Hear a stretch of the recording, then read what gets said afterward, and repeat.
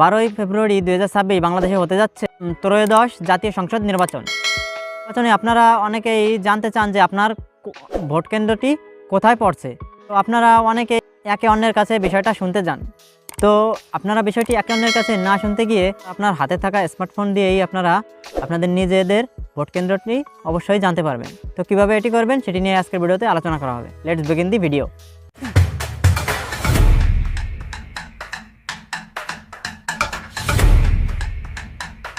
তো প্রথমে আপনি চলে যাবেন আপনার ফোনের মেসেজ অপশনে গিয়ে আপনারা টাইপ করবেন বড় হাতের পি এবং বড় হাতের সি লিখে এরপর একটি স্পেস দিবেন।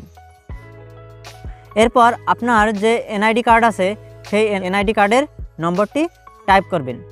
এরপর 105 নম্বরে আপনারা সেটি সেন্ড করে দিবেন।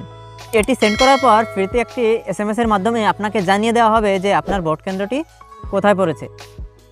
তো এক্ষেত্রে আপনার ব্যালেন্স থেকে 1.39 টাকা কাটতে পারে। ড্রোন ছাড়াই কীভাবে আপনারা ড্রোন শটের ভিডিও করবেন সেটি জানতে উপরে আমার আই বাটনে ভিডিওর লিঙ্ক দেওয়া আছে, আপনারা সেখান থেকে ভিডিওটি প্লে করে দেখতে পারেন।